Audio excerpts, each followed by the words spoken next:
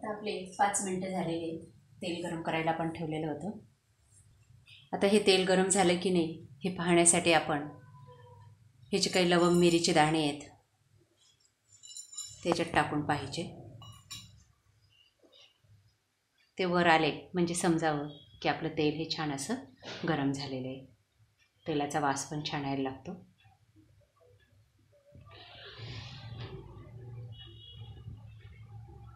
आता हे दाणे वर आल्यामुळे आपण आता समजायचं की तेल हे गरम झालेलं आहे. आता आपण याच्यात एक एक वस्तू टाकायला हरकत नाही.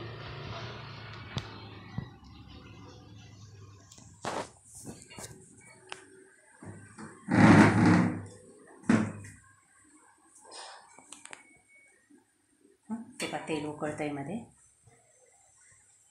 आता मी गॅस कमी करते. ही जी काही मेथी बारीक केलेली आहे मेथ्या ते आपण टाकून देऊ. काढून नंतर ही बडीशोप,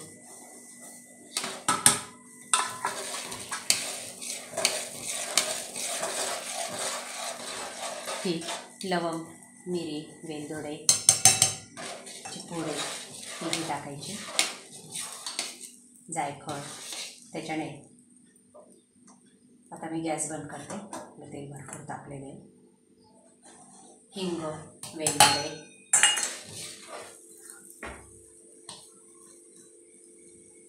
तेल बाहेर नाही द्यायचं, त्याच्यासाठी मोठं पातेलं आपल्याला घ्यावं लागतं. हिंग टाकल्यामुळे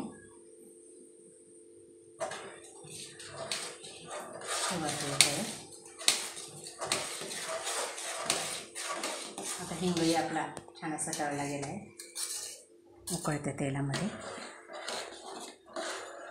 आता आपण या तिन्ही वस्तू टाकायच्या आहेत या ठिकाणी. सुरुवातीला आपण राई टाकू.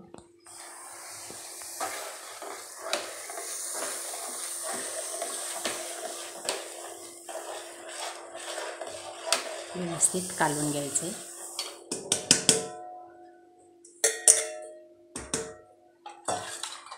छान असा वास यायला लागला आहे. आता गॅस आपला बंदच आहे.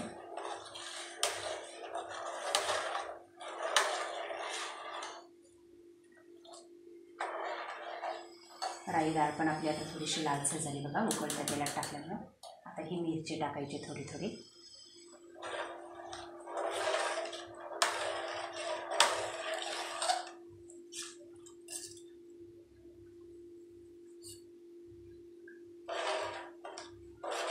मिरची थोडी जाड मिक्सरमध्ये दळून घेतलेली आहे.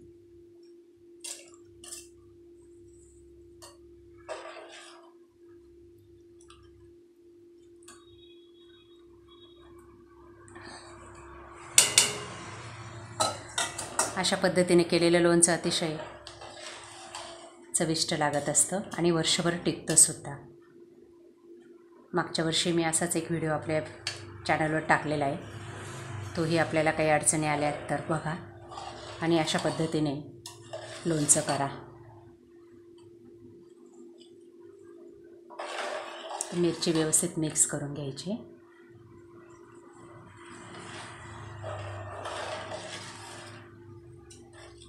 त्यानंतर मीठ टाकायचे.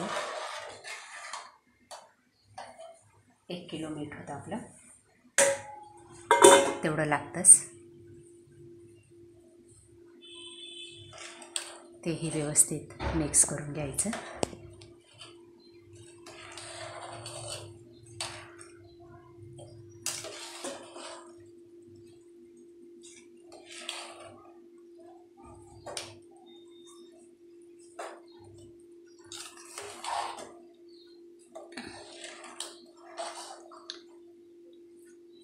अतिशय छान असा वास येतोय मसाल्याचा.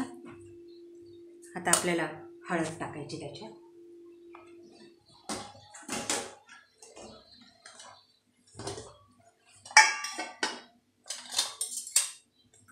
3 चमचे हळद टाकते मी, म्हणजे लोणच्याला छान असा कलर येईल.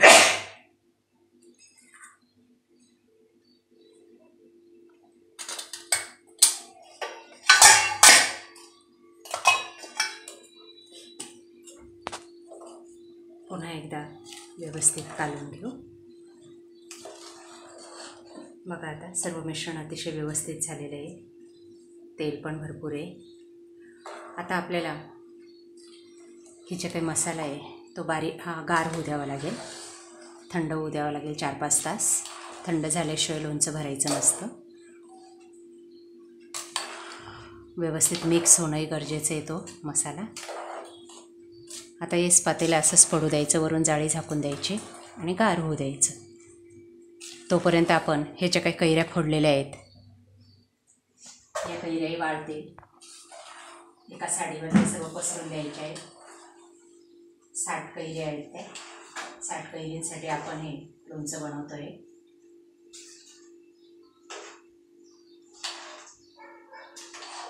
बघा आता छान असा रंग पण आलेला आहे. आता याच्यात फक्त आपल्याला साखर टाकायचं बाकी राहिलेलं आहे. साखर लगेच टाकत नाही, त्याला पाणी सुटतं म्हणून.